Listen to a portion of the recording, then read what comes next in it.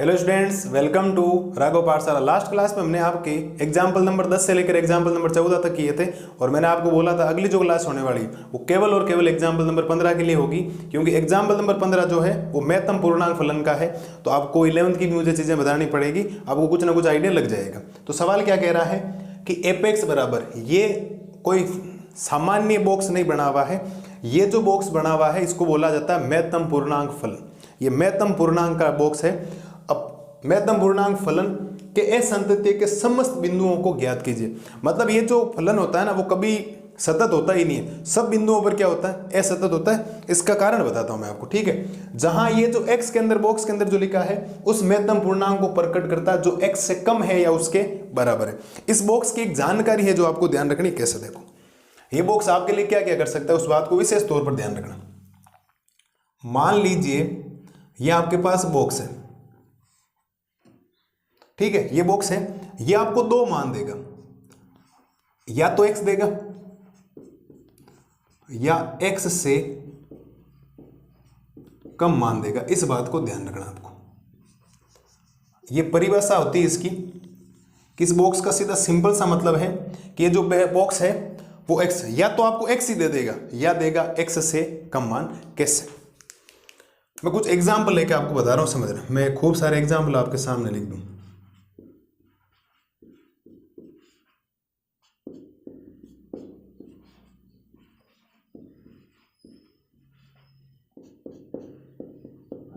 Functions पे बाद में पहुंचेंगे, पहले आप परिभाषा समझ लें क्या है ये।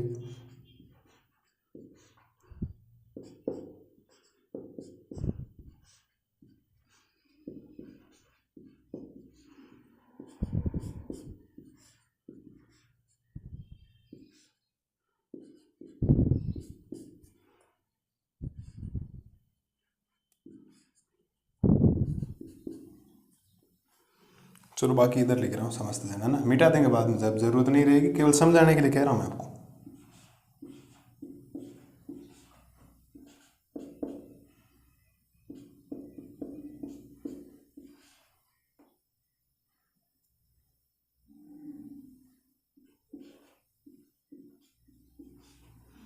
ये सपोज दैट आपके सामने कुछ एग्जाम्पल है, आप ध्यान दें इसको करना क्या।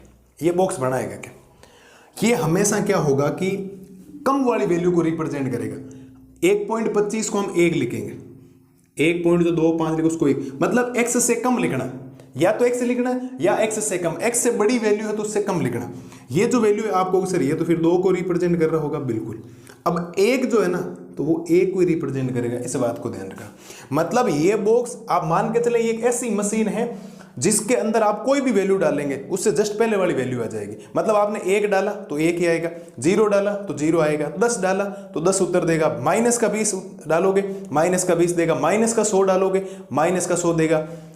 समझ गए ना, इस बात को ध्यान रखना ये बात आप। लेकिन ध्यान ये रखना है कि जब वैल्यू बड़ी आएगी ना उस 1 से, ये वैल्यू नहीं है क्या, ये वैल्यू 1 से बड़ी है, 1 से बड़ी है लेकिन 2 से क्या है, छोटी।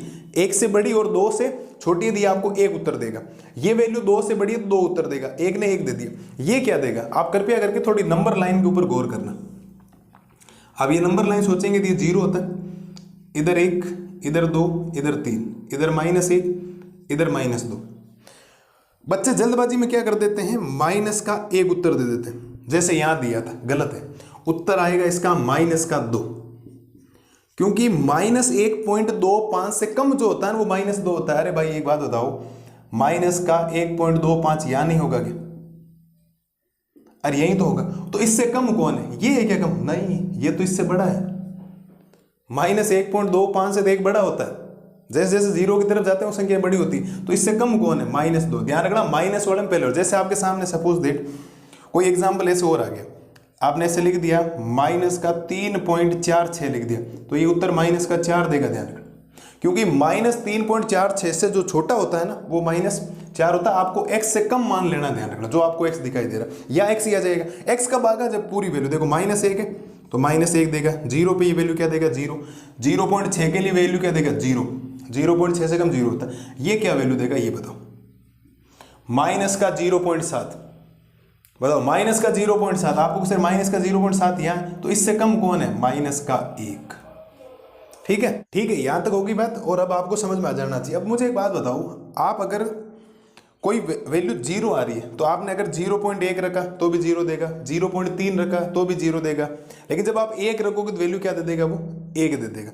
इसका मतलब अगर फंक्शंस को मैं डिफाइन करना चाहूँ आपके सामने तो समझने का प्रयास करें आपकी एक्चुअल में ये फंक्शंस बनेगा कैसे, समझें आप लोग। ठीक है, आपके सामने जो फंक्शंस है मैं उसको ब्रेक कर रहा हूँ, इस बात को विशेष तौर पर ध्यान रखें। एपेक्स जो आपके पास महत्तम पूर्णांक फलन आपको दे रखा, इसको मैं आपके सामने तोड़ के बता रहा हूँ। ये तो अनंत की ओर अग्रसर होगा ना, कोई वैल्यू रखो कुछ ना कुछ वैल्यू देगा। तो मैं 3-4 वैल्यू रख देता हूँ जो आपके लिए काम की है। एक वैल्यू रख देता हूँ 0 के लिए, एक 0 से कम के लिए, एक 0 से बड़े मान के लिए, एक 0 से और बड़े मान के लिए। इसका मतलब ये फलन देखो ऐसे चलता जाएगा, इधर भी चलता जाएगा और इधर भी चलता जाएगा। और ये कब आएगा वैल्यू, मैं लिखता हूं यदि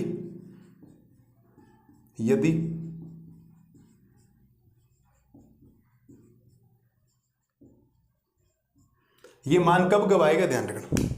ये फलन 0 कब कब मान देगा, ये जो फंक्शंस है ना, ये इसके अंदर इसकी वैल्यू 0 कब कब आएगी आपको सर, एक तो जब 0 रखेंगे तो 0 आएगा और 0 से बड़े मान के लिए भी 0 आएगा। इसका मतलब 0 से बड़े मान और 1 से छोटे मान के लिए हमेशा 0 देगा। अब आपको सर 1 को शामिल क्यों नहीं किया, अगर मैंने 1 को शामिल कर दिया तो वो 0 थोड़ी देगा, 1 के लिए तो वैल्यू कितनी देने वाला, 1 देने वाला। इस बात को ध्यान रखना। मतलब ये 0 कब कब देगा, ये 0 देगा 0 पर, 0.1 पे, 0.2, 0.3, 0.4, 0.9 तक क्या देगा, 0 देगा।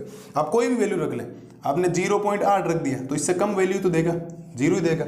इसका मतलब 0 और 0 से बड़े मान के लिए, लेकिन 1 से छोटे मान के लिए 0। 1 कब देगा, 1 देगा जब इसकी वैल्यू 1 या 1 से बड़ी होगी लेकिन 2 से क्या होगी, छोटी होगी। 2 पे 2 दे देगा। 2 कब देगा, जब इसकी वैल्यू क्या होगी, 2 या 2 से बड़ी लेकिन 3 से छोटे मान के लिए।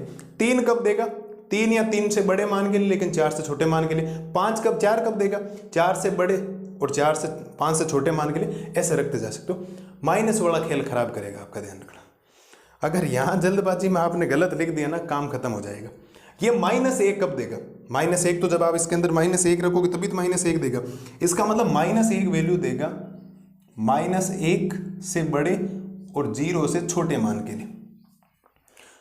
अरे 0 से छोटा नहीं समझे क्या आप लोग, -1 0 से छोटा मतलब माइनस का 0.6, बिल्कुल -1 देगा, ध्यान रखना। क्यों, नंबर लाइन पे माइनस का 0.6 0 से छोटा होता है, इस बात को ध्यान रखना। ठीक है, -2 कब देगा, -2 देगा जब आप यहां -2 रखेंगे और 1 से क्या रखेंगे, -1 से छोटा मान रखेंगे।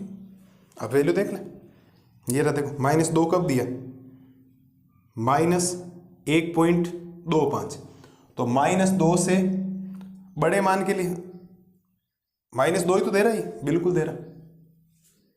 -1 से छोटे मान के लिए -1 से छोटा, ये देखो, अरे ध्यान से देख लो आराम से, ये -1 से छोटा होता है, ये -1 से छोटा होता है, ध्यान रखना। 1.25 1 से बड़ा होता है, लेकिन माइनस का 1.5 ये तो पता है ना सबको कि 3 और 4, -3 और -4 कौन बड़ा, आपको सर यहाँ 3 बड़ा लेकिन यहाँ -3 बड़ा, बिल्कुल।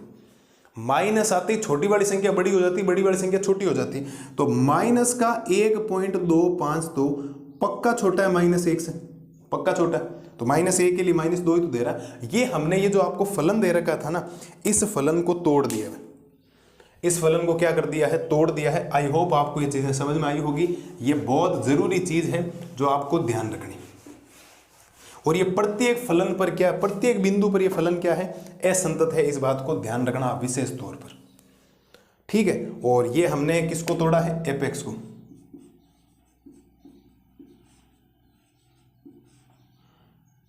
इसको तोड़ा है, ध्यान रखना। अब किसी बिंदु पर चेक कर लो, आपके पास खूब सारे बिंदु आगे देखो, -1 भी आ गया, 0 भी आ गया, 1 भी आ गया, 2 भी आ गया, -2 भी आ गया, 3 भी आ गया।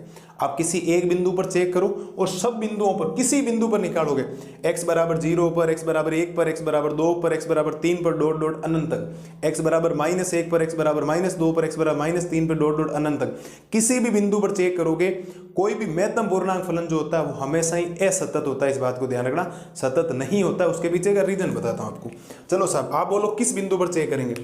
मैं आपको एक चेक करवाता हूं, x बराबर 0 पर, x बराबर 0 पर सातत्य की जांच।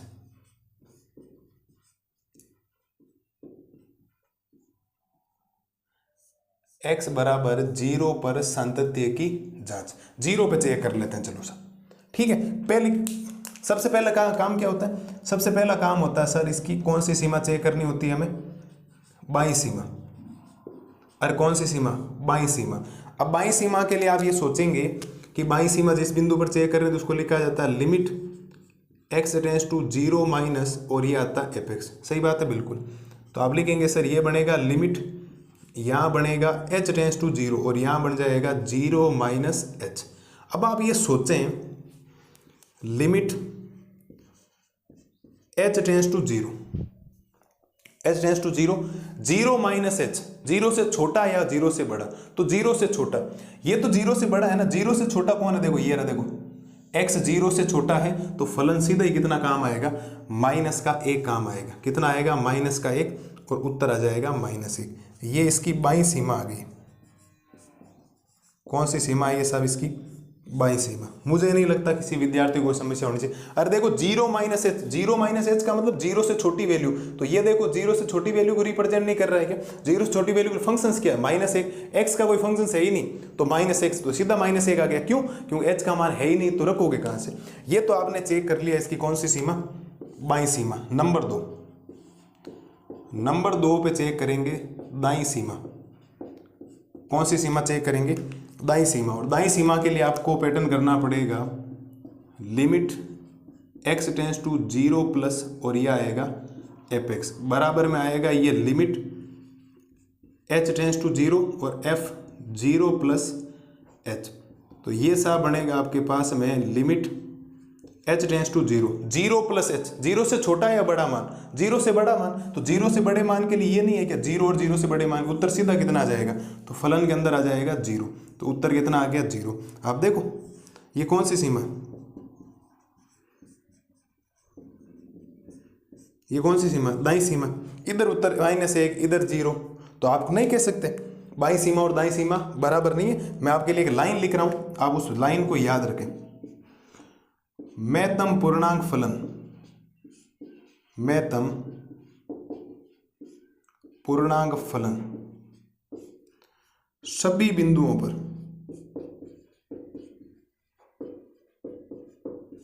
सभी बिंदुओं पर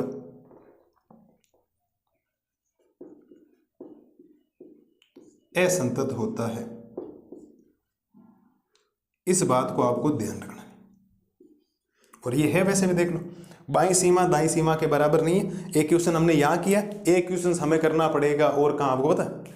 एक क्वेश्चन हम करेंगे क्वेश्चन नंबर 19, हमारे 5.1 जो प्रश्नावली उसके अंदर आ रखा है। आपको ये सब को तोड़ना आना चाहिए। वैल्यू कब कब देता है 11वीं क्लास में खूब डिटेल से बताया जाता है, ये ध्यान रखना। अब हमने किसी एक रैंडम बिंदु पे चेक कर लिया x बराबर 0 पर। आप एक बात बताओ, आपके मन में आएगा सर मैं तो x बराबर 1 पे चेक करूंगा। ध्यान देना, x बराबर 1 पे चेक करेगा, तो x बराबर 1 पे चेक करेगा तो जब वो 1 माइनस एच करेगा, या 1 माइनस एच करोगे आप लोग, 1 माइनस एच के लिए 1 से छोटा मान, 1 से छोटे मान के लिए देखो 1 से छोटा, यही तो है, तो उत्तर कितना आएगा 0। अब जब 1 प्लस एच करोगे तो 1 से बड़े मान के लिए, 1 से बड़े मान के लिए ये नहीं है, ये देखो एक उत्तर आ गया। तो कहां बराबर? 0 और 1 बराबर थोड़ी। अगर बाईं सीमा दाईं सीमा के बराबर नहीं है तो फलन पक्का है, संतत है। और अगर बाईं सीमा और दाईं सीमा बराबर है, इसका मतलब फलन संतत है। इस बात को ध्यान रखना। उम्मीद है ये महत्तम पूर्णांक से रिलेटेड आपको किसी बच्चे को कोई समस्या नहीं होनी चाहिए। ये मैंने कब लिखा, ये 0 कब कब देता है? 0 या 0 से बड़े मान के लिए, 1 से छोटे मान के लिए। क्यों? 1 रख दिया तो फिर उत्तर वो 1 दे देगा ना, 1 पे तो 1 देता है। x 0 और 1 से बीच में क्या देता है? ये 0 देगा। 1 और 2 के बीच में क्या देगा? या तो 1, हर बार 1 देगा। 2 और 3 के बीच में क्या देगा? 2 देगा। 3 और 4 के बीच में क्या देगा? 3 देगा। 5 और 6 के बीच में क्या देगा? 5, मतलब पहले वाला मान देता है। लेकिन माइनस वाले में उल्टा होता है, ध्यान रखना। अब थोड़ा माइनस का थोड़ा विशेष तौर पर ध्यान रखें, ये हमने x बराबर 0 पर चेक कर लिया जिसकी बाईं सीमा और दाईं सीमा बराबर नहीं आई, इसका मतलब फलन सतत नहीं है। महत्तम पूर्णांक फलन सभी बिंदुओं पर असंतत होता है, इस बात को ध्यान रखना। हम वहां 1900 और करेंगे, वहां पर भी हम लिख देंगे असंतत है, तो वहां आप चीजें ध्यान रखना। जब मैं बोलूँ ना देखो ये हमने ऐसा पढ़ा, मैं सीधा ऐसा लिखूं तो किसी के दिमाग में ये नहीं आना चाहिए सर ये कहाँ से आए। तो ये सारी चीजें मैं आपको एग्जाम्पल बता चुका हूँ। उम्मीद है प्रत्येक विद्यार्थी एग्जाम्पल नंबर 15 क्लियर हो गया होगा, इसीलिए मैंने इसको अलग से लिया था आपके लिए, ताकि आपका एक माइंड सेट हो कि हाँ ये ऐसा काम करना है, इस बात को विशेष तौर पर ध्यान रखना। ठीक है, एक बार आप ये कर लें, कल की क्लास में मिलते हैं नए वीडियो में एग्जाम्पल नंबर 16 से लेकर 20 तक। तब तक मस्त रहिए, स्वस्थ रहिए और इस एग्जाम्पल का रिवीजन कीजिए। Thank you.